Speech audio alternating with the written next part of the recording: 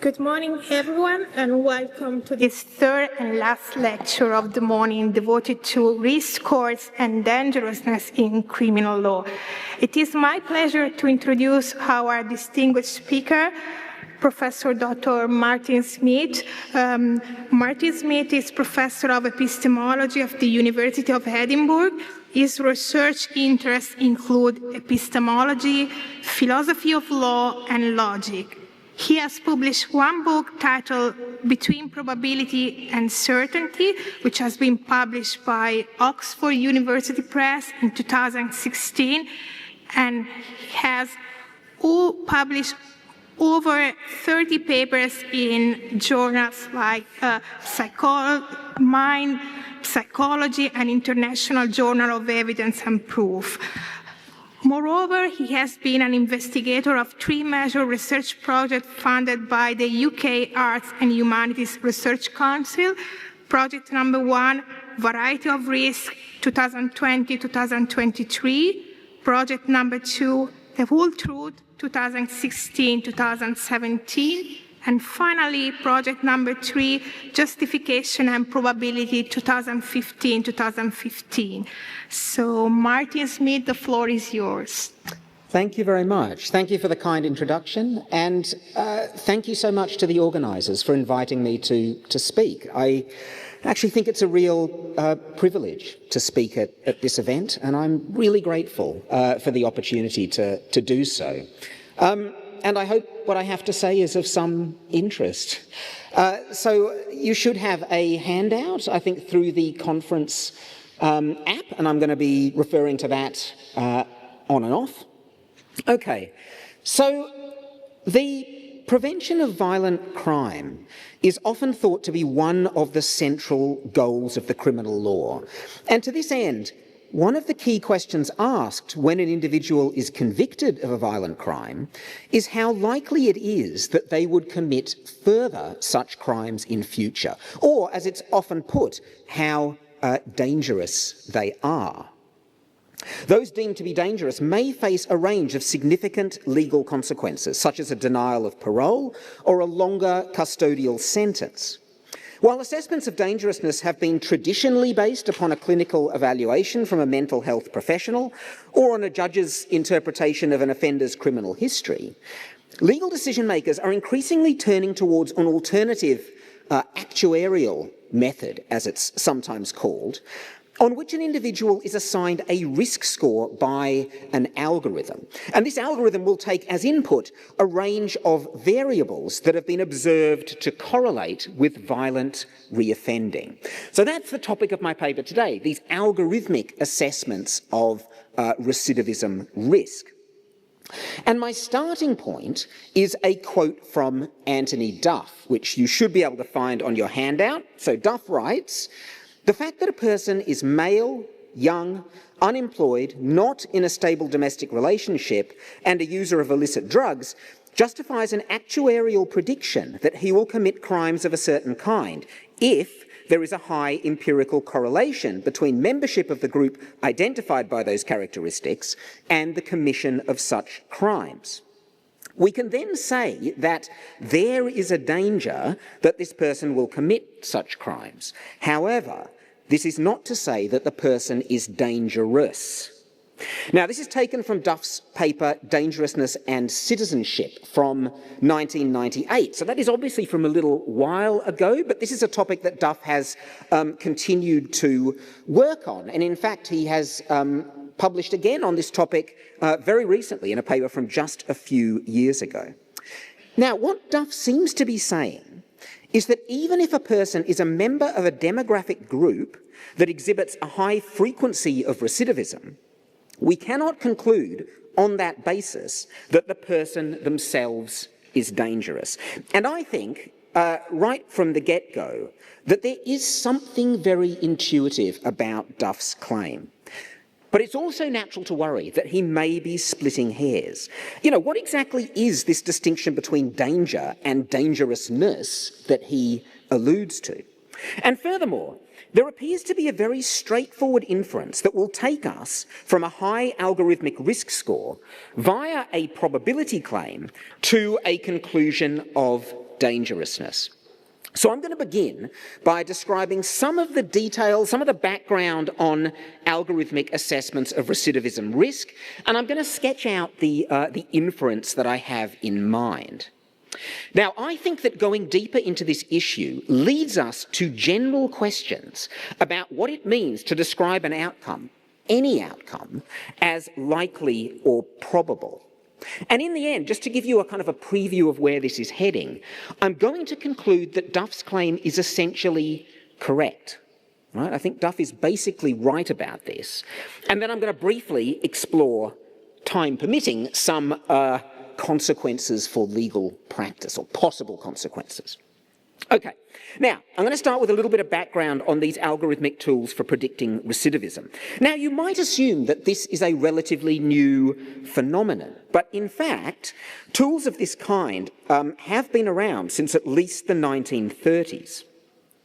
The development of these tools has definitely accelerated in recent years, however, and this has been propelled by increases in computing power and also, I think, particularly by quite dramatic increases in the accumulation of detailed crime statistics, which is really not something that you saw to the same extent in previous time periods. One well-known and much-studied example of an algorithmic tool for assessing recidivism risk is the Violence Risk Appraisal Guide. This was originally developed in the 1980s and 90s, and it was extensively revised in 2013. So this tool assigns a score to males with prior violent crime convictions based on factors such as age, alcohol abuse, marital status and history, elementary school maladjustment, early separation from parents, as well as factors like a personality disorder diagnosis. Based on these scores, individuals are sorted into 9 categories, each of which is associated with a risk of violent reoffending within a period of 7 years post-release.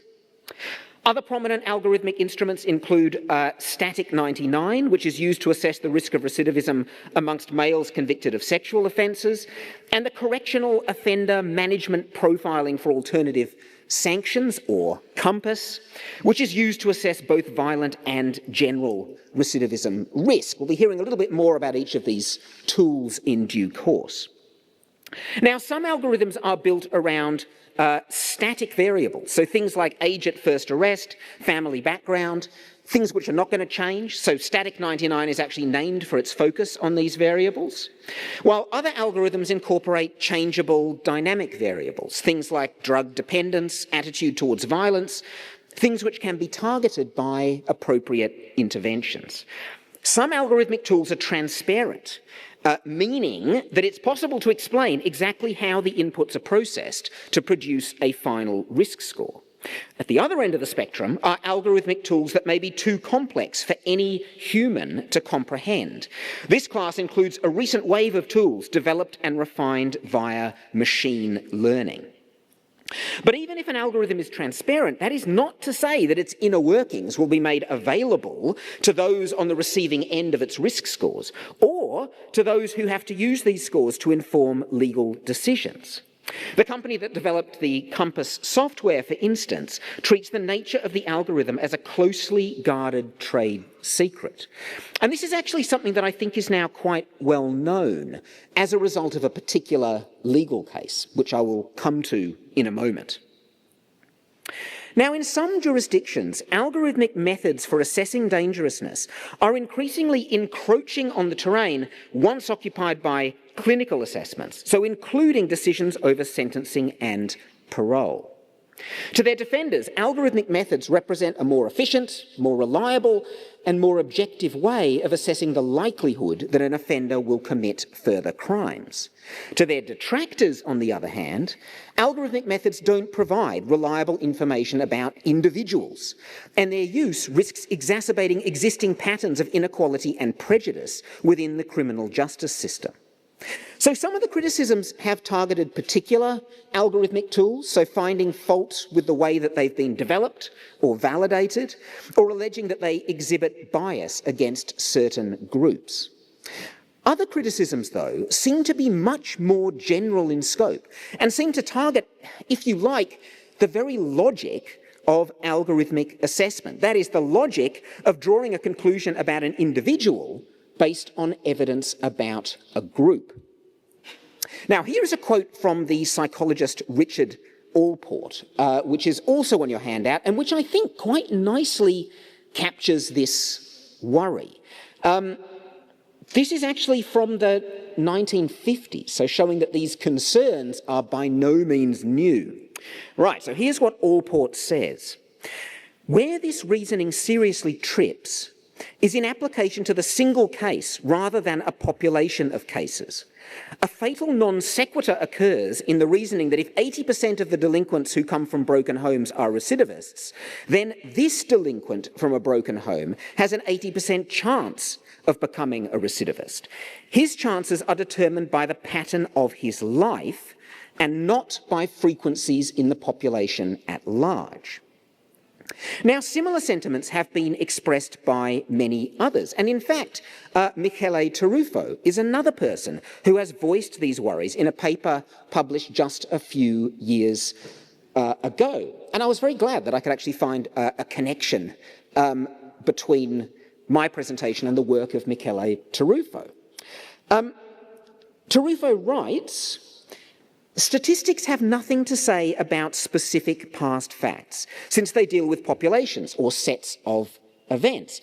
And then, a little bit later, it seems clear that if there are statistics suggesting that A provokes B in 95% of cases, it provides a good, reasonable justification for believing that most probably A provoked B also in the specific case. But it would be incorrect to say that in such a case the occurrence of B has a 95% probability, since statistics provide frequencies but do not say anything about a specific instance. Now, these comments are made in the context of a slightly different discussion. So a discussion about using statistical evidence as a way of proving guilt. We heard a little bit about this discussion in Georgie's talk. But nevertheless, I think you can see a very clear connection. Furthermore, the claim that risk scores provide information about group frequencies and not about individual probabilities was considered by the Supreme Court of Wisconsin in 2016 in a well-known case. This is State versus Loomis, and this is the case that I alluded to a moment ago. This case involved an appeal against a sentence which appeared to be based in part upon a risk score from an algorithm, the COMPAS algorithm, as it happens. While the appeal was unsuccessful, the judges did express misgivings about the use of risk scores, some of which actually sound not unlike the sentiment expressed by Allport. So here's a quote. The COMPAS risk assessment does not predict the specific likelihood that an individual offender will reoffend. Instead, it provides a prediction based on a comparison of information about the individual to a similar data group. Okay, so when an algorithm assigns a risk score to an individual, the recidivism frequency that is associated with that score might be thought to indicate its evidential value or significance. In some of the earliest legal uses of algorithmic tools, parole boards were provided with an offender's risk score and a matching recidivism frequency observed amongst offenders with that score. And this was to help them make their decision. For one such tool, developed in Chicago in 1933, the frequencies supposedly ranged from 1% recidivism for the lowest score right up to 76% recidivism for the highest score. So that would be the information that was made available to those making decisions over parole. Now, for some contemporary tools, such as Static 99, developers continue to provide guideline recidivism frequencies for the different score ranges, again, intended to serve as an aid to decision makers. For other tools, while there may be no official recidivism frequencies associated with the risk scores, these can be estimated from validation studies. For example, there was a large-scale study of the Violence Risk Appraisal Guide, which was conducted in 2014, and which found rates of 11% in the lowest of the 9 risk score bands, climbing all the way to 88% for the highest.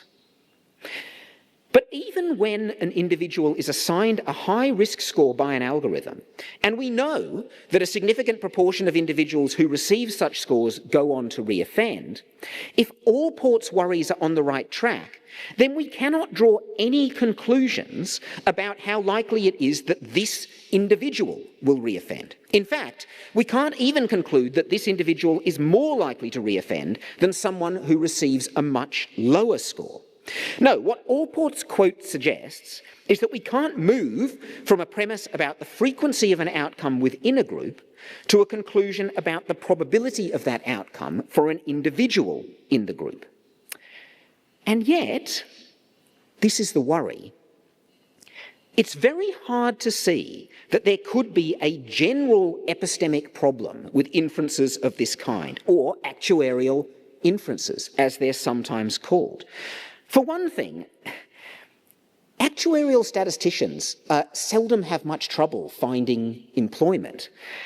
These inferences, although they are controversial in criminal law, their use in other domains like insurance, finance, medicine is completely standard and is something that rarely gives us pause.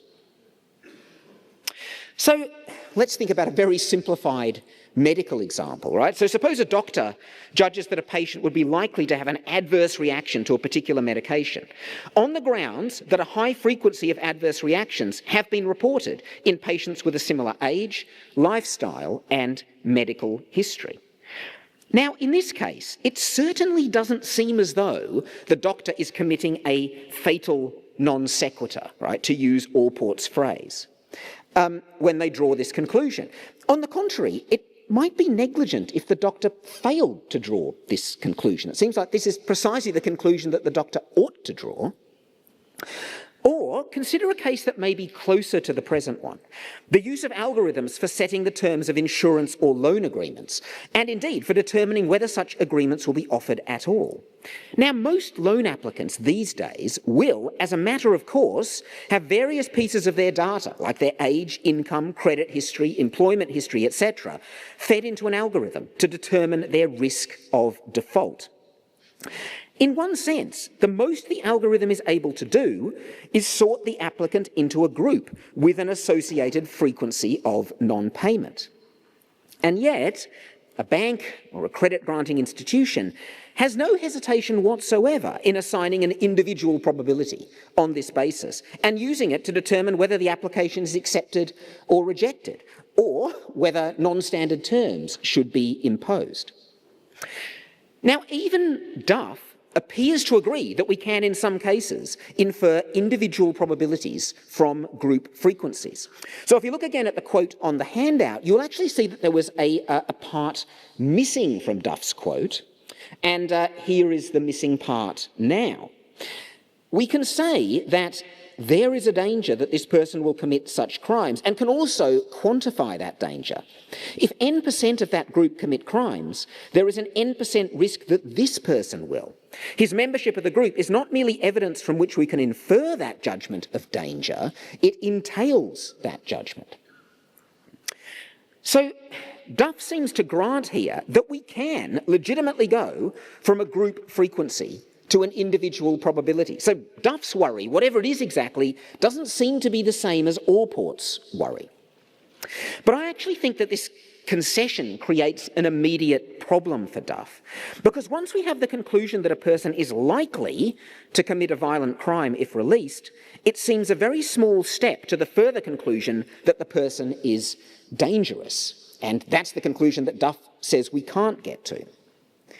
Indeed, we seem to make these sorts of inferences all the time, right? If we believe that an exposed wire is likely to cause electrocution if touched, or that a device is likely to explode if disturbed, we would have no hesitation at all in describing the wire and the device as dangerous, right? That seems a very natural inference to make. And furthermore, this inference can be underwritten by proposed legal definitions of dangerousness, some of which you again have on the handout. So here's one from the 1972 Scottish Council on Crime. Dangerousness is defined as the probability that the offender will inflict serious and irremediable personal injury in future. A few years later, in the 1978 report of the UK Advisory Council on the Penal System, a dangerous offender was defined as one who is likely to commit serious harm.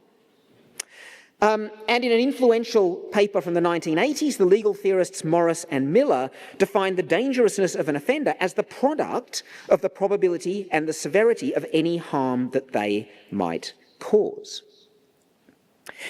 Now, we should, of course, be very wary of anything which purports to be a definition of a loaded and emotive term like dangerous.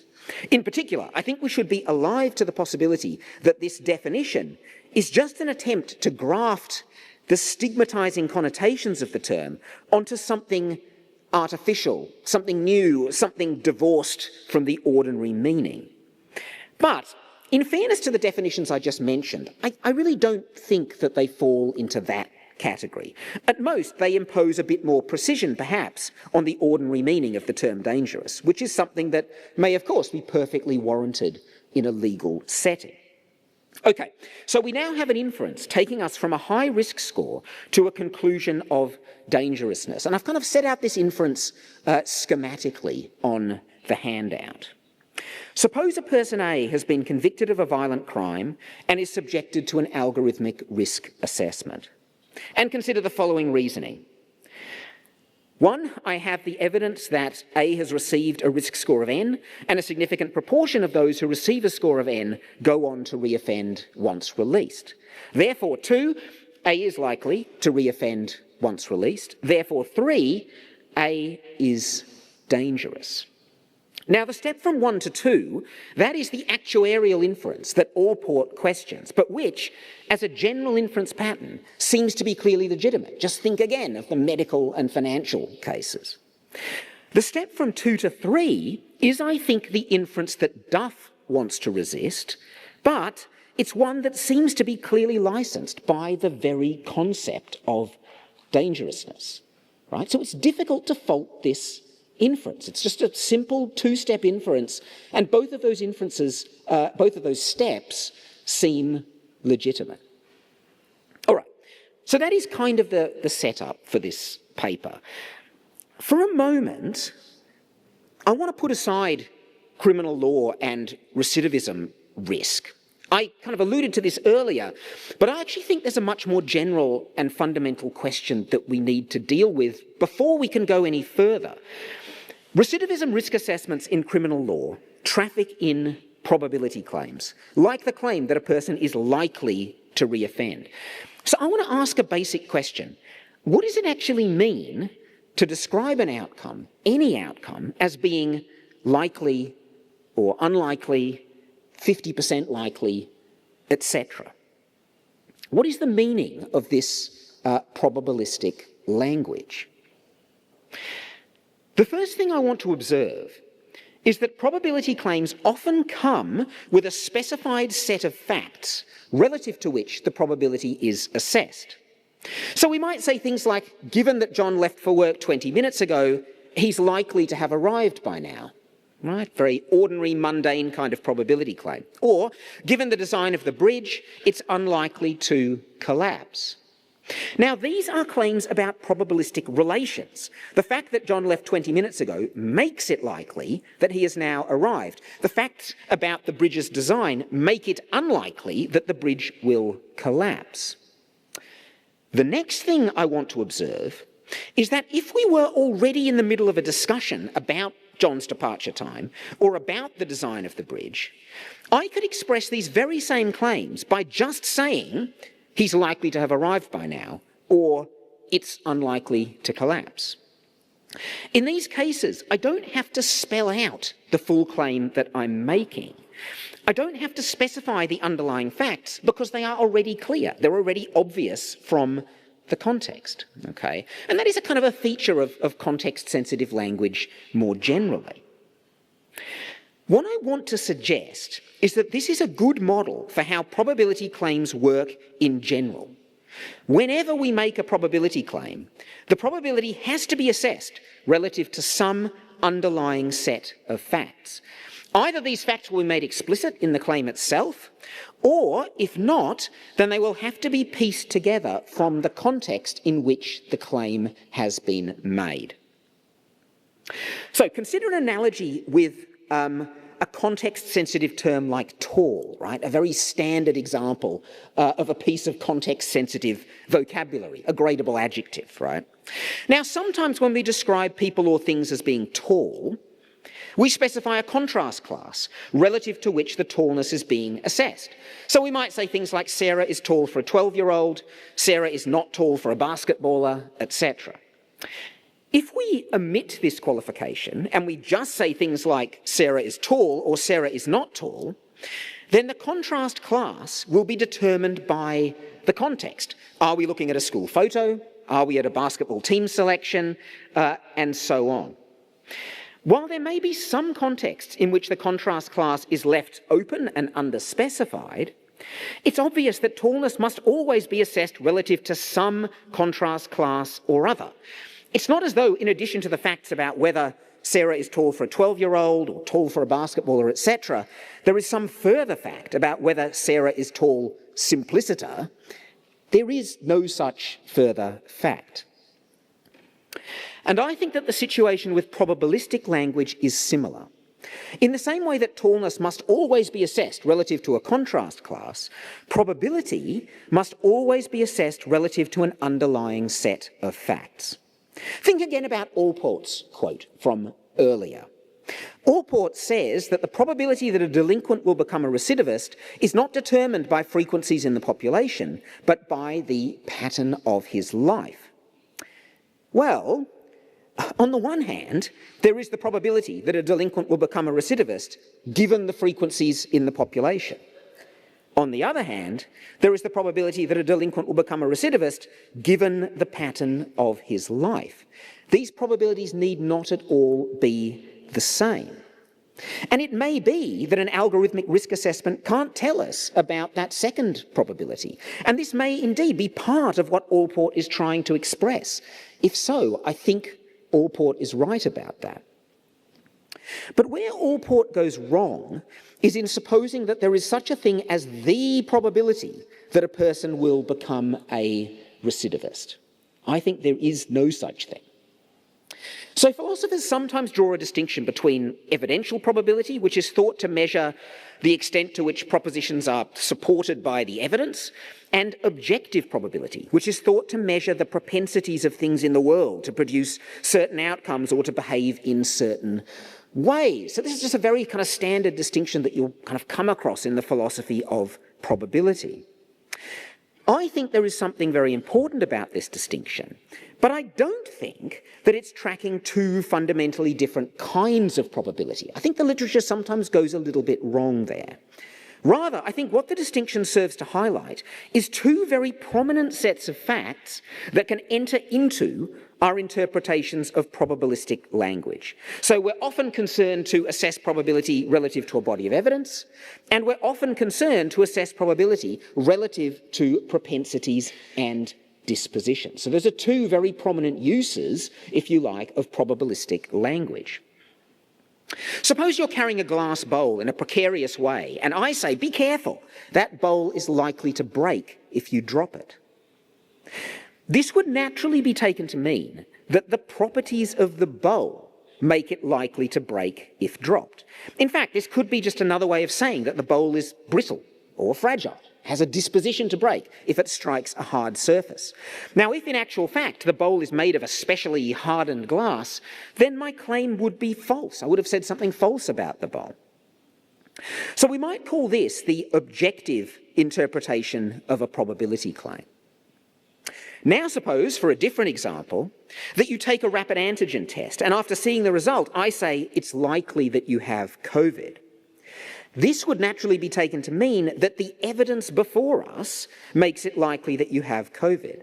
Even if, in actual fact, the test result is a false positive, that wouldn't make my claim false. No, I think the only way my claim would be false is if I was somehow misinterpreting the evidence, misreading what the test is showing, right? So maybe the test is actually showing a negative or inconclusive result, and I'm just misreading it. So we might call this the evidential interpretation of a probability claim. Now, in many cases, both of these interpretations will be readily available, and neither one would be strongly preferred. Suppose I flip a coin, right? And as it spins through the air, I say the coin is 50% likely to land heads. What do I mean by that exactly? Well, on an objective interpretation, this will express the proposition that the coin is disposed, when flipped, to come up heads as often as tails, i.e., it's a fair coin. On an evidential interpretation, on the other hand, this expresses the proposition that my evidence doesn't favour one outcome over the other, that it provides equal support for the coin landing heads and for the coin landing tails. On the second interpretation, the claim is, in effect, about my evidence, right? Whereas on the first interpretation, the claim is actually about the coin, right? The properties of the coin. So, I've argued that the use of probabilistic language introduces a kind of context sensitivity into discourse. If a probability claim does not explicitly specify the underlying set of facts relative to which the probability is being assessed, then these facts have got to be pieced together from the contextual information, and in many cases may just be left relatively open and unspecified. If the facts concern a body of evidence, then we have an evidential probability claim.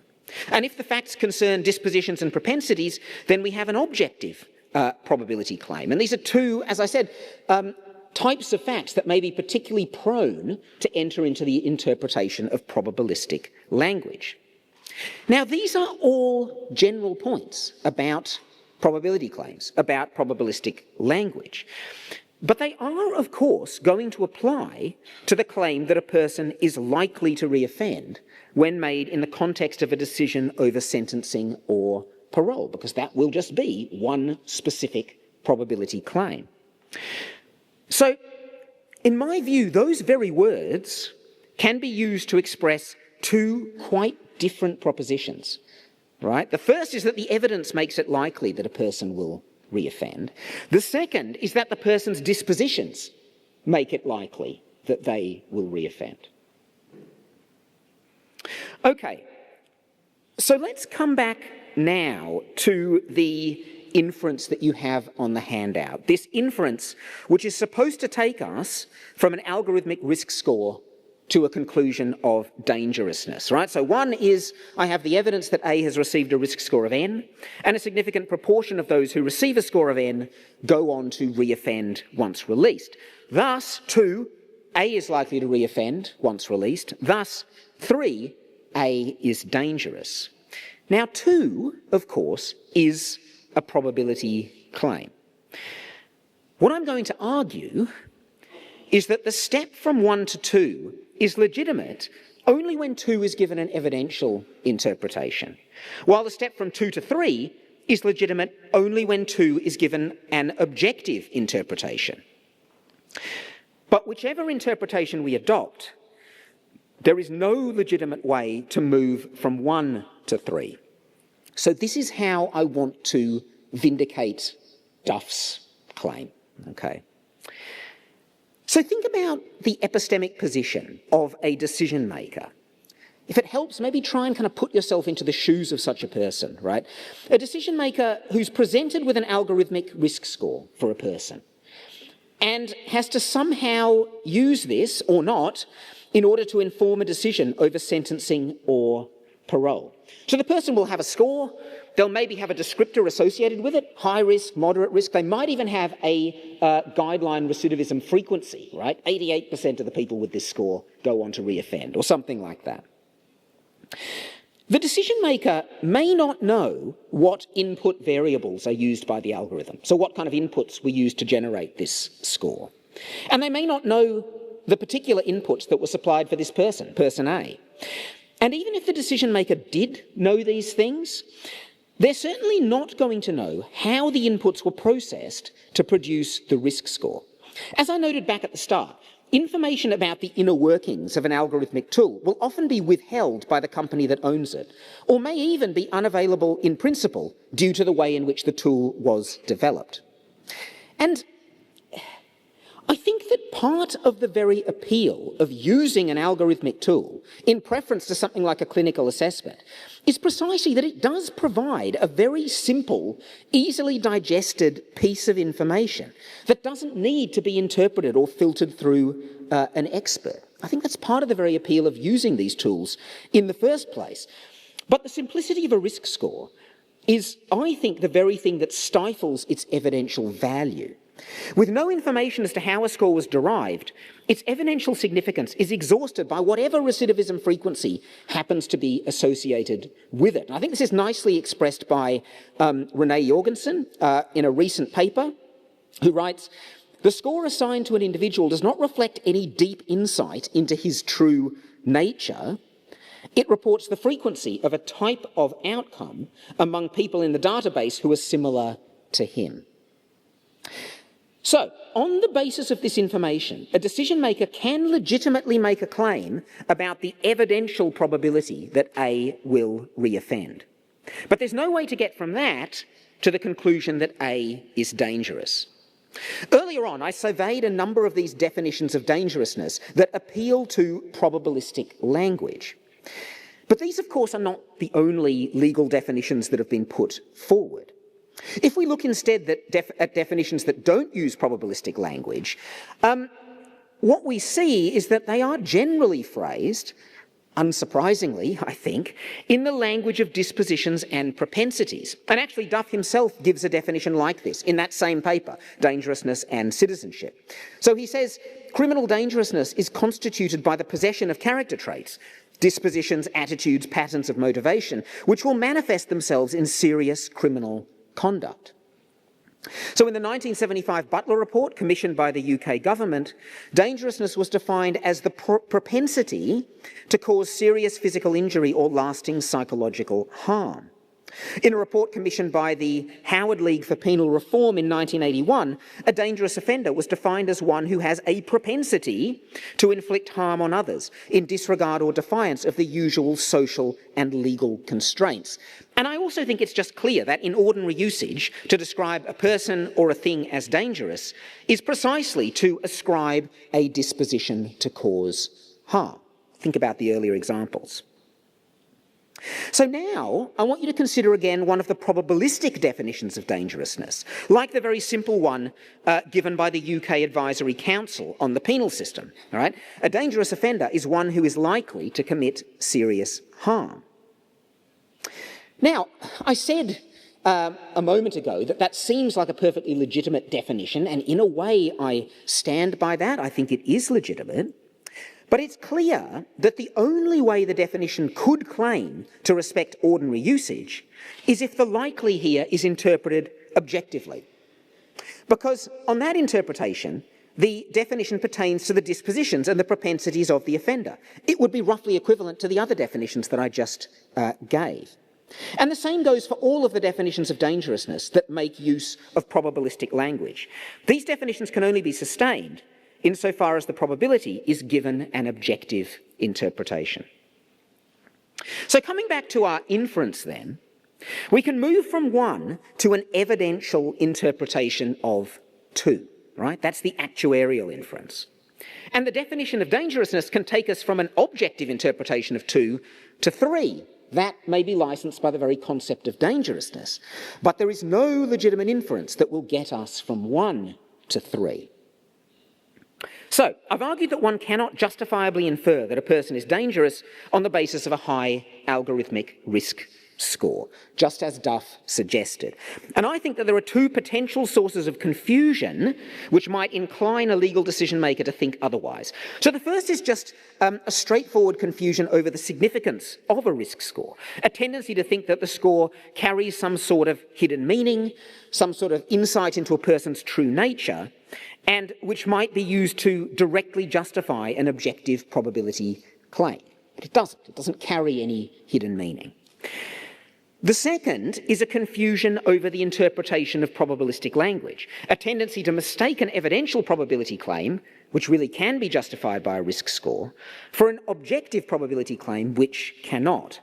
And within the context of a discussion over sentencing or parole, it may be that either of these interpretations is perfectly permissible, making it especially easy for the discussants to slide, perhaps without even noticing, from one interpretation to the other. Okay, that's my main conclusion. In the time I've got left, I want to say a little bit about legal practice. Though this section is going to be fairly brief and open-ended. If it's true that an algorithmic risk score cannot justify a conclusion of dangerousness, then what practical consequences does or should this have? Well, I think one immediate upshot is that the language of dangerousness should have no place in the discourse around algorithmic tools for assessing recidivism risk. So, I mean, this is quite straightforward, I think, right? But people should not be described as dangerous just on the basis of an algorithmic risk score. And if these scores are going to be used to inform decisions over sentencing and parole, in particular, if they're going to be used as a basis for increasing a sentence or denying parole, then this should not be presented or rationalised as a way of managing dangerous offenders. One might be tempted to conclude that algorithmic risk assessments should not be used to inform such decisions at all, but this conclusion really does not immediately follow from anything that I've said. Because while an algorithmic risk score cannot justify an objective probability claim or a conclusion of dangerousness, it can justify an evidential probability claim. And it's clear that evidential probability claims are sometimes legitimately used as an aid to decision-making. As I discussed earlier, there are many domains in which actuarial methods are used to guide decisions. Suppose again that a doctor is considering treatment options for a patient and, upon consulting medical statistics, finds that a high proportion of people with a similar age, lifestyle and medical history experienced an adverse reaction to a particular medication. Well, if the doctor concludes that the evidence makes it likely that the patient would have an adverse reaction, then that would be reason enough to order further tests, explore further treatments, etc. So to take those kinds of steps, which are exactly the kinds of steps that you would expect a doctor to take in those circumstances, the doctor doesn't need to believe that the physical condition of the individual patient makes it likely that they would have an adverse reaction. Indeed, the doctor could perfectly well suspend judgment on that. The evidential probability claim is enough, right? It is enough to warrant those subsequent actions. Or, coming back to a case that, as I said, is somewhat closer, I think, to our present concerns, suppose that a person applying for a loan is assessed by an algorithm as being at a high risk of default based on factors like income, employment, credit history, etc. Well, a loan officer would not be justified in believing, on the basis of this risk score, that the applicant's character or personality makes it likely that they would default on the loan. And neither would the loan officer be justified in ascribing some kind of disposition to the applicant, believing that they're a spendthrift or that they're financially irresponsible or something like that. But the loan officer doesn't need to believe any of these things in order to reasonably decline the application or impose non-standard terms. They need only believe that a default is made likely by the available evidence, which concerns underlying population frequencies. A loan officer, for the most part, is just going to be implementing the general policies of the bank, the credit granting institution for which they work. And a bank, per se, takes no interest at all, I would say, in the dispositions of individual loan applicants. Right? I don't think that's anything that the bank is interested in. No, the primary concern of the bank is with the expected monetary gains losses across a broad portfolio of loans. Right? The bank is concerned to effectively manage that default risk, or an insurance company wants to manage the risk of claims across a large portfolio of loans or policies. And to effectively manage that, all we need to attend to is the evidential probabilities of defaults as determined by group-level frequencies. Now, we could, in principle, adopt a similar attitude towards criminal punishment. That is, we could declare that, in making decisions over sentencing and parole, we're not concerned with the dispositions or the character of individual offenders. Rather, our aim is to implement policies which, in aggregate, would lead to a lower expected number of future crimes relative to the group-level frequencies. This may be a coherent approach, but I do think it's one that is very much at odds with the way that criminal punishment is usually or traditionally justified. That is, with reference to the crimes, conduct, and characteristics of an individual. So, it's one thing to consider the use of algorithmic tools in sentencing and parole decisions. But I do think that we need to be clear-eyed about what the use of these tools would actually mean. I think this is all part of a more general trend that we're seeing at present. Artificial intelligence and algorithmic tools are very often presented to us as more reliable and efficient means of doing things that we have long been doing anyway. In this case, attempting to determine how dangerous a convicted offender is. I think that we need to be very critical of this kind of narrative, I mean, both in the criminal law and more generally. I think that to embrace the use of algorithmic tools is very often to do things in a wholly different way from how we were doing them in the past, and to covertly reconfigure our goals and values. So reconfigure our goals and values on the sly, if you like. And I think the present case is no exception. I do think to embrace the use of algorithmic tools in criminal law is arguably to reconceive the goals of sentencing and parole. I will leave it there.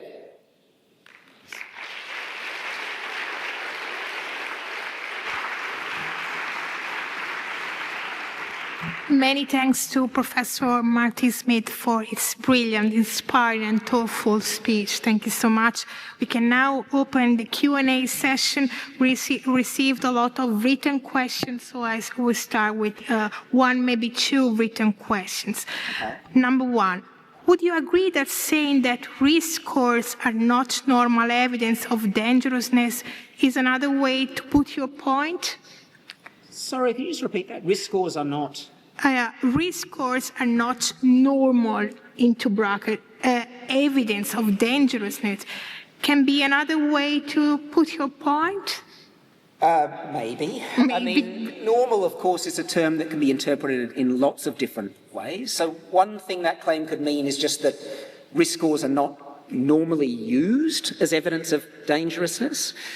Now that, I think, is probably something that was once true and is maybe not so clearly true now. Another thing that the questioner might have in mind is that risk scores don't provide a certain sort of evidence for a conclusion of dangerousness. A kind of evidence that I've sort of called in some of my previous work normically supporting evidence. I would agree with that. I think risk scores don't provide that kind of evidential support for conclusions of dangerousness.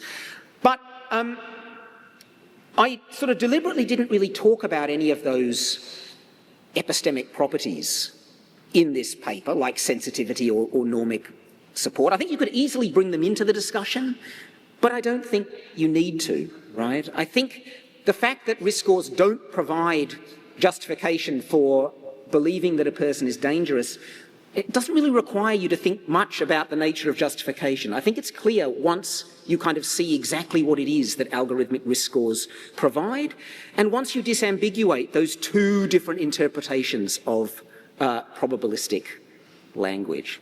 I hope that kind of answers the Sure, the thank question. you so much for this clarification.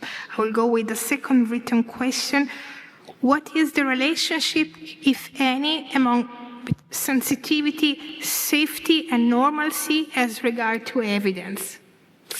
Once again, right? So we hear more about these epistemic properties that have come up in the epistemology of law literature: sensitivity, safety, normic support. Yes, I didn't mention them, but we could bring them into the discussion, right? So, you know, I think it's certainly the case, right, that an algorithmic risk score would not, even a high algorithmic risk score with a frequency associated, would not be safe evidence for the conclusion that a person is dangerous. It would not be sensitive evidence for the conclusion that a person is dangerous, and it would not normically support the conclusion that a person is dangerous. Apologies if you haven't sort of come across these notions before. I think I probably shouldn't try to explain them all exactly what they consist of now. So I would definitely endorse that, and I actually do talk a little bit about some of these properties in kind of the full version of the paper. But as I said a moment ago, there is a reason why I didn't mention them here, because I don't mean my conclusion to depend on any sort of a particular epistemological characterization of justification, right? I think the conclusion that high algorithmic risk scores cannot justify a conclusion of dangerousness, I think should be acceptable kind of no matter what theory of justification or of rational belief you endorse. As I said, I think it just follows once you kind of properly understand what it is that an algorithmic risk score provides, and once you see that kind of ambiguity sort of inherent in a probability claim. So I think that this kind of the inference, although very natural, from a high algorithmic risk score to a conclusion of dangerousness really is mistaken. And I think you can kind of see the mistake in this sort of ambiguity that you get in a kind of a probability claim. Thank you so much. I hope that kind of answers the question. We have all written question, probably because in the last session we have some troubles with translation. So we have all written question for the moment. Yes, okay, yeah, but okay. So can the use of, but we have many written questions. So okay. Can the use of stereotypes about groups be considered inadequate, not only because they are not case-specific evidence, but also because, even if true, they are the product of an oppressive social system? That's enough. Okay, sorry, again, just the very first part of that question. Can the use of stereotypes about group stereotypes, be considered inadequate, not only because they are not case-specific evidence, but also because, even if they are true, they are the product of an oppressive social system? Right, so so very good question. So, I mean, I think inferences kind of based on stereotypes, of course, do have kind of exactly the same issues that I was raising here for inferences based on sort of algorithmic risk scores. There is the additional concern that stereotypes may not be at all kind of accurate, whereas at least you hope that kind of the risk scores generated by an algorithm have some sort of probative force because the algorithm has been, tested and validated, etc. So the questioner suggests there might even be an additional worry about stereotypes, that they might be the product of certain patterns of inequality and oppression, even if they are accurate, right? And then the idea would be that to use them as a way of drawing, well, say, inferences of dangerousness, could risk, as it were, strengthening or reinforcing these very same patterns of inequality and prejudice. And I think that is a very real concern. And I actually would add that I think that arises also in the case of algorithmic risk assessment. So we shouldn't just be thinking about, even if we're just drawing sort of evidential probabilistic conclusions, if we're then going to use those conclusions to justify, say, longer custodial sentences or a denial of parole, I think we have to be thinking not just about actually how accurate is the algorithm, how well has it been tested, how well has it been validated, but indeed we do need to think about where these underlying so even if the algorithm is genuinely tracking underlying population frequencies, we have to think very carefully about where these underlying population frequencies are coming from, because it may be that using the algorithm in that way will precisely exacerbate patterns of inequality and prejudice. That is another kind of criticism that's often levelled at algorithmic tools, and I think it is a very powerful and important criticism. Thank you so much. So your lecture was so fascinating that we have requested, in the meantime, many requests to speak. So the first one asking to speak is Jaime Felipe Oportus Maino. Could you please stand up, ask your question? Thank you so much. Thank you, Professor Smith. I have two questions. The first one, the two interpretations of probability claims seems very plausible, but what about a probabilistic interpretation that refers to degrees of belief or credences? Isn't that addressed by Lewis' principle? And the second one is related for the former. What commitments do you endorse regarding the ontology of evidence? Are evidence facts, propositions, knowledge, or something else? I believe this has implications for determining the calculation in the case of evidential probability. Thank you. Okay, thank you very much for those questions. So I'll start with the second one.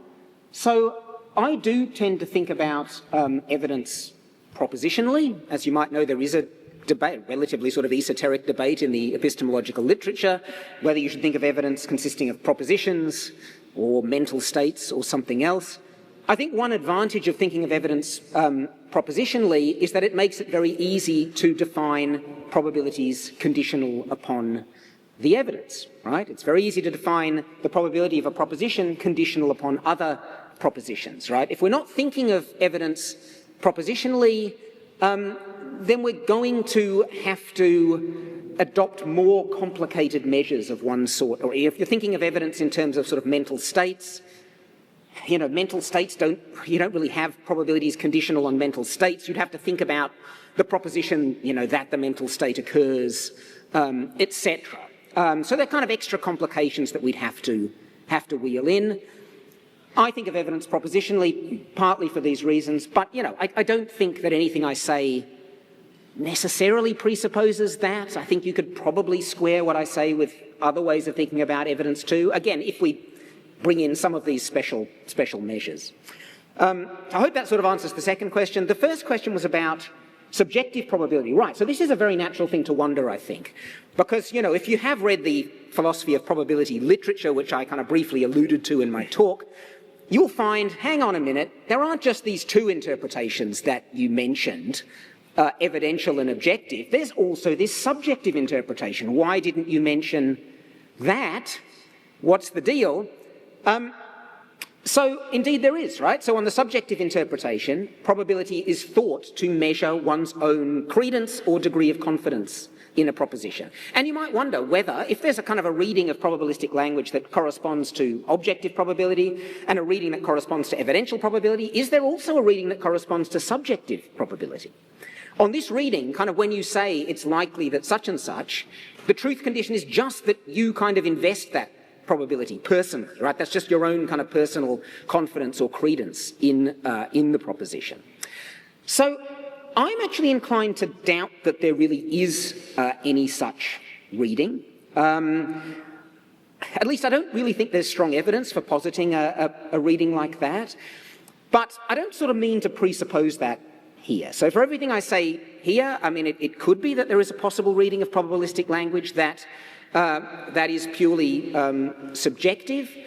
But if so, I think it really has no relevance for our current concerns. Because obviously a completely subjective probability claim is not going to be able to justify any kind of further conclusion. Or, a decision to, say, increase a sentence or to deny parole. Because on this reading, it's nothing more than just a person's own personal confidence in the truth of some claim. And that may come from anywhere, right? It needn't be rational, it needn't be based on evidence. So that's sort of the short answer. I think there may be a reading based on, a reading of probabilistic language based on subjective probability. I kind of doubt it, but maybe there is. I don't want to really presuppose one way or the other. But if there is such a reading, I think it's certainly not relevant to recidivism risk assessments in the law, or more broadly to the kinds of cases discussed in my paper. Thank you so much. The second question who has requested to speak is Alan Limardo. Alan Limardo? Would you be so kind to stand up and ask the question? Yeah, okay. I can see you. Thank you very much for your presentation. It was really great. I was wondering if there is room for evidential probabilistic claims. Don't you think that maybe in some cases, specifically in criminal process, the objections to the use of algorithmic or algorithmic inference are related to moral consideration, for example, or another kind of non-epistemic consideration? Thank you. So the question is whether there might be kind of moral concerns about drawing algorithmic inferences. And I think that there definitely may be moral concerns about drawing algorithmic inferences. So, so if we're drawing an inference from an algorithmic, if we're inferring from an algorithmic risk score to a conclusion about objective probability or dangerousness, then, as I said in my paper, I think there is a very clear epistemic problem with that. I also think there's a very clear moral problem with that, right? It is because you are, labeling somebody as dangerous, which, as I mentioned in my talk, is a highly emotive term, has a kind of stigmatizing effect, and you would be labeling someone that way based on insufficient evidence. You wouldn't have any evidence for labeling someone that way. So I think that is clearly morally wrong to do that. Also, if you're going to use that objective probability claim as a way of kind of justifying taking steps like kind of increasing a person's sentence or denying parole, so things which are going to have a very significant effect upon this person's life, and you're doing it on the pretense that you have some evidence about their dangerousness or about the objective probability of offending. Again, I think that's clearly morally problematic because you are taking actions which cause harm to other people and you're doing so on the basis of insufficient evidence. But then moving to the case where you are just drawing an evidential probability claim on the basis of a high algorithmic risk score, I've argued that there is not necessarily any epistemic problem with this. I mean, there may be, right?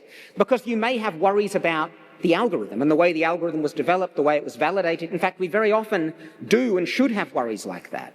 But it's at least possible, right, that there is, if we are satisfied that the algorithm is accurate, it's been properly validated, there is no epistemic problem with moving to that conclusion. Could there still be a moral problem with moving to that conclusion? Yes, I think possibly there could, right? I'm certainly open to that. That there may be cases, and there's been a lot of discussion of this in the recent literature, where even conclusions that may be epistemically justified might nevertheless be morally problematic. And I certainly think that it could still be morally problematic to take further steps, right, based on that evidential probabilistic belief relating to sentencing and parole. And one reason relates to kind of what I was saying in response to one of the written questions is that, this could quite possibly exacerbate or reinforce these kind of existing patterns of inequality. I hope that answers your question. Now back to another written question. What type of evidential probability claim could ground a full belief? So was the question, could an evidential probability claim... What kind, I think, of evidential probability claim could ground a full belief? So, in my view, and I guess this is going a little bit beyond what I argued in the paper, you can't move from a claim about evidential probabilities to full belief, all right? So, even if kind of the probability is very high, right? That doesn't necessarily mean that you would be justified in believing something outright. I think the conditions for outright belief are at least sort of partly non-probabilistic. And, I think sort of one of the ways you can see this, I guess, is by thinking about statistical evidence cases. I certainly do find these cases quite persuasive. Let's think about a non-legal case, though, right? So I've just 100-ticket lottery, right, and I hold ticket number 72. Would I be justified in believing outright that my ticket will lose, or let's put it in the past, the lottery's been drawn, right? We just haven't heard the results, not been announced yet. Would I be justified in believing that my ticket has lost? I think no, you wouldn't be justified in believing that. But of course I would be justified in believing that it's 99% likely, given my evidence, that my ticket has lost. So that's a case where you can certainly make a very strong evidential probability claim, but you shouldn't form an outright belief. I don't know if that quite gets at the intent behind the question, but yeah, the short answer is no, there's no kind of evidential probability condition which is sufficient, right, for forming an outright belief.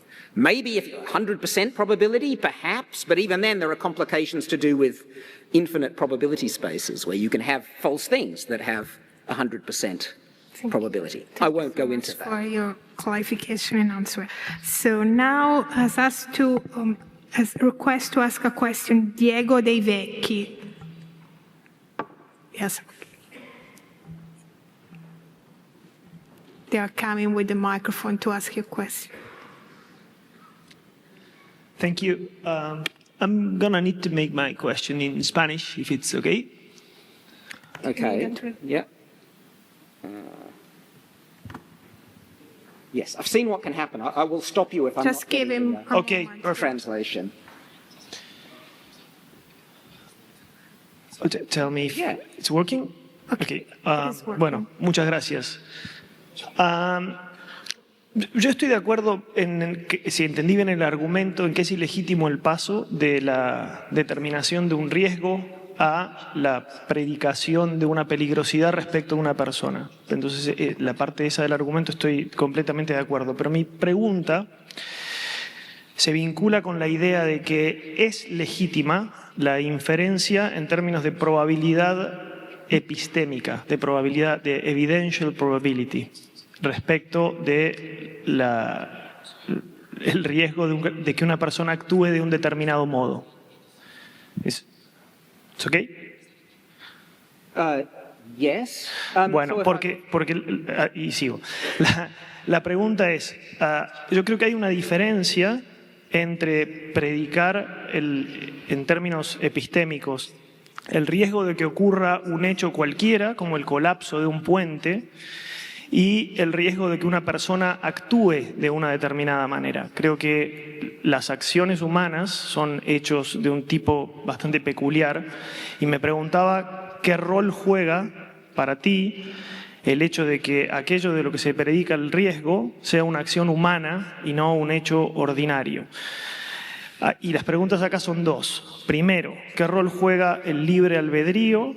Que en este tipo de casos es algo que Amit Pundik, no sé si ya está aquí, ha trabajado mucho. Entonces la primera es esa, el rol del libre albedrío en términos de la inferencia de evidential probability de riesgo. Y la segunda tiene que ver, lo que voy a hacer es muy osado, temerario quizás, con la idea de normalcy, porque la asimetría entre predicar el riesgo de un hecho cualquiera y predicar el riesgo de una acción humana, creo que se ve claro con el criterio epistémico de normalcy, que no creo que nadie lo haya trabajado tanto como tú. Y en el siguiente sentido, si yo predico, por ejemplo, que un puente va a colapsar, pasado el tiempo el puente no colapsa, yo necesito una explicación para ese hecho extraño del no colapso del puente. Pero si yo predigo que hay un riesgo de que alguien actúe de una determinada manera, por ejemplo, que reincida en la comisión de un delito, y esa persona no reincide pasado el tiempo, entonces yo no necesito ninguna explicación extraña, ¿sí? Entonces creo que hay una asimetría grande en términos, primero, de que en los hechos ordinarios no juega el libre albedrío, y segundo, en el hecho de que en los casos en los que se predica el riesgo de una acción, el criterio de normalcy juega un rol muy diferente. Thank you. Thank you very much for the question. So I agree with you that, you know, if a person has committed, say, several crimes in the past, That doesn't mean that you would now need some special explanation if they don't go on to commit another similar crime in the future. So using that normic support vocabulary, that evidence about past criminal behaviour does not normically support a conclusion about future criminal behaviour. Nevertheless, I think we very often can have normic support for claims about how people are going to behave. A very simple example would be, if a person says, well, we could use a legal example or we could use a much more mundane example, right? I'm going to be home by 5, right? I think that normically supports the conclusion that they will, right? I think in that case, and again, all else being equal, so that you don't have any reason to think they're being deceptive, they're generally reliable. You do need some kind of explanation if they're not home by 5, maybe they got stuck in traffic or whatever, right? So I certainly think you can have normic support for claims about how people will behave.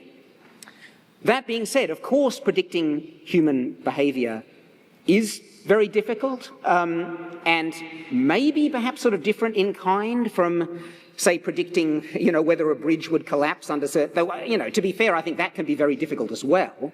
So I guess that maybe answers sort of part of your question. I don't think that there's a sharp divide here, at least sort of involving the notion of normic support. And I also think that you can very often make probabilistic claims that pertain to human behaviour. I think we do that all the time, right? Again, we could say, person said they're going to be home by 5, well, they probably will be home by 5. That kind of seems perfectly legitimate. And I don't think that in and of itself is in any tension with the idea of free will. Right? I think the fact that you can kind of ascribe probabilities...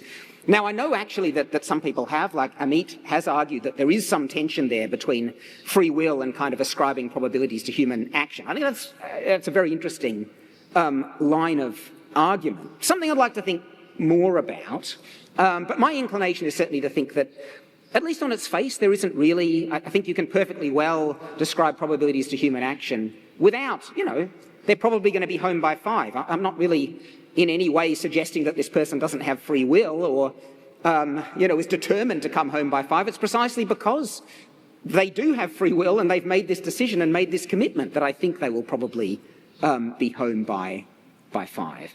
But one sort of very general thing I would say is that I do think we often have to be very careful in making probabilistic claims about human behaviour. And I think certainly when we make probabilistic claims about how people will behave in the future based on how they have behaved in the past, I think very often those claims may be unwarranted, right? Because we take past behaviour to be far more kind of indicative of sort of stable dispositions than it usually is.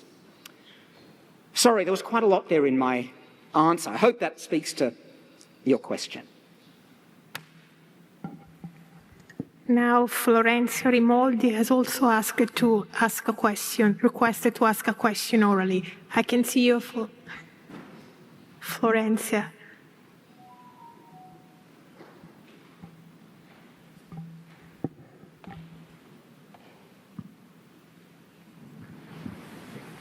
So I just wanted to know if you, about the inference from 1 to 3, and the 2 possible interpretations, the evidential one and the objective,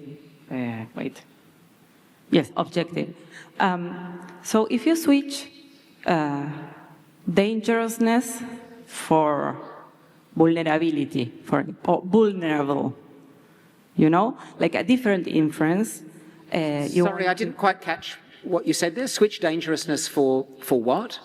In the argument that goes from premise 1 to 3, instead of inferring dangerousness, you want to consider other situations, such as a person being vulnerable.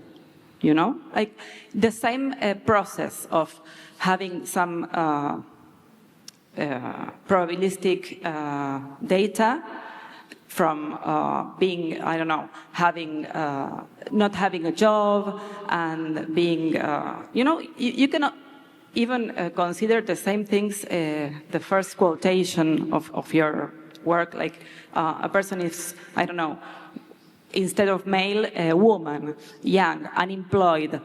The same considerations, no, to talk about vulnerability instead of danger. I mean, a different inference, but you want to use the same pattern of reasoning, you know? So, sorry, vulnerability, is that yes, the conclusion? Yes, we talk about a situation, people being in a situation of vulnerability instead of being vulnerable. Yeah. And that was the point. I mean, that seems to be like an objective thing. We want to say more than an evidential interpretation, but we don't want to say that the person is vulnerable. We want to talk about a disposition, a contextual disposition.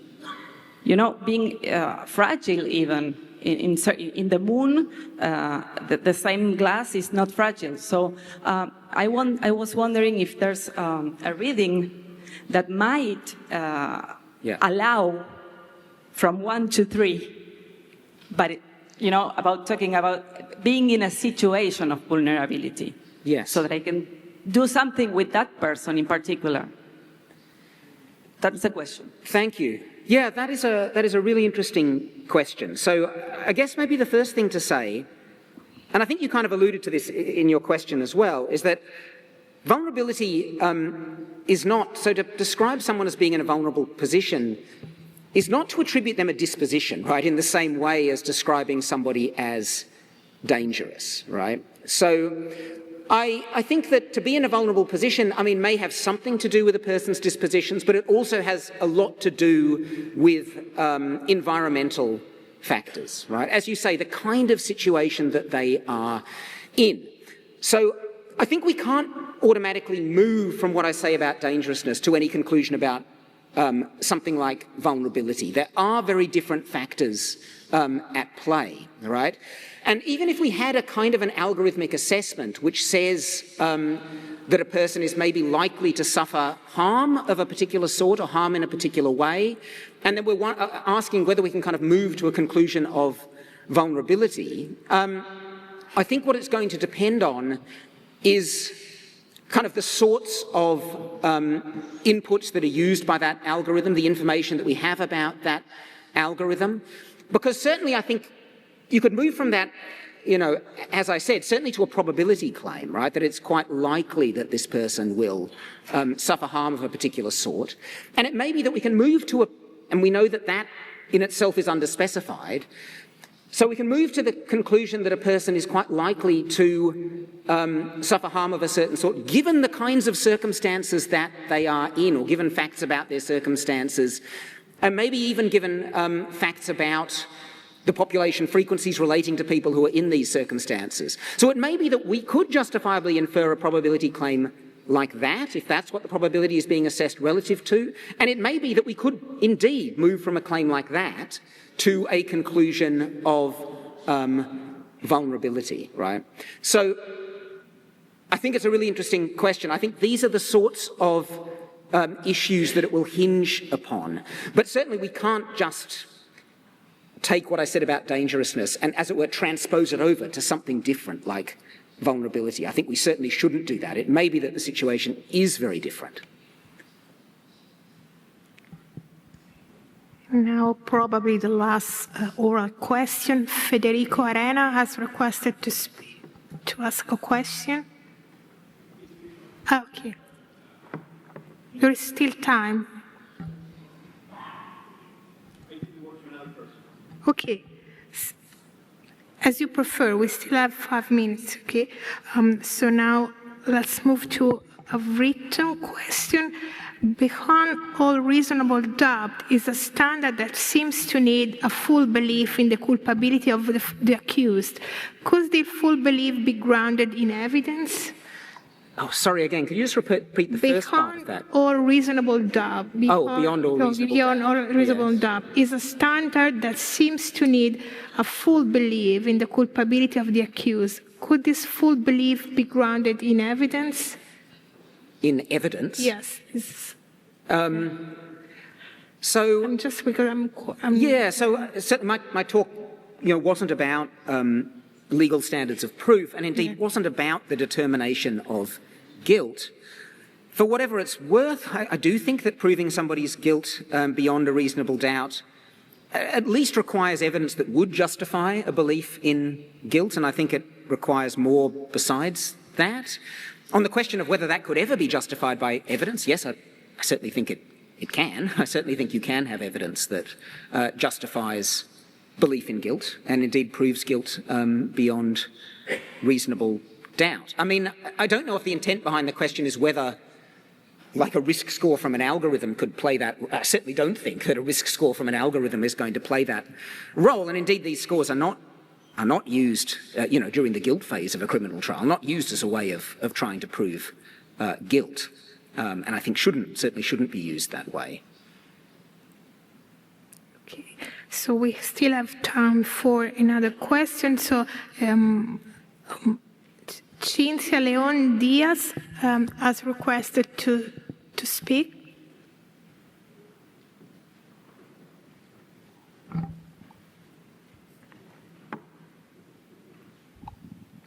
Muchas gracias. Sería en español la pregunta. We have 4 minutes, so please try to be concise. Sí.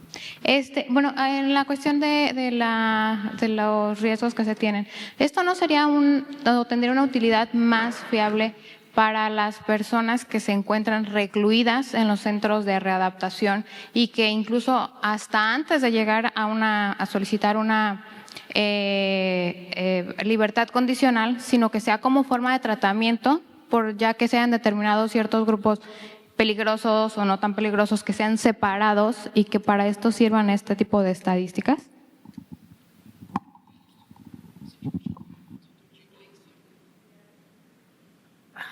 So I'm sorry, I didn't actually catch all of the question. I don't know if you were perhaps asking about, this is something that I didn't mention, but it is another important topic, which is the use of algorithmic risk scores in decisions over preventive detention. There is another question about whether risk scores should be used for that purpose, whether people who are, so decisions over what's sometimes called civil commitment, people are detained because it's believed that they pose a threat to themselves or to others. Could algorithmic risk scores have a role there? I do think that some of what I say in this paper will carry over to that setting as well. But there is also an important, so that is that the algorithmic risk score still is only going to justify a kind of an evidential probability claim and not an objective probability claim. But, the goals of preventive detention are usually thought of in quite a different way from the goals of criminal punishment. And I think that does potentially make a significant difference. You could certainly coherently take the view that algorithmic risk scores are very appropriate in that kind of setting, but not appropriate for the purposes of determining sentences or determining parole. Again, I know your question was partly about parole as well. So I would add, again, I think it might also be quite consistent to hold that these tools should be used in the context of parole, but not in the context of kind of setting the original sentence. And again, I think that's because you might take parole and sort of original sentencing to have kind of different goals, and the kinds of considerations which can justify one would not automatically be the same kinds of considerations that could justify the other. So I don't mean to defend any of these positions, but I think that there is, as it were, room in logical space for these sorts of views.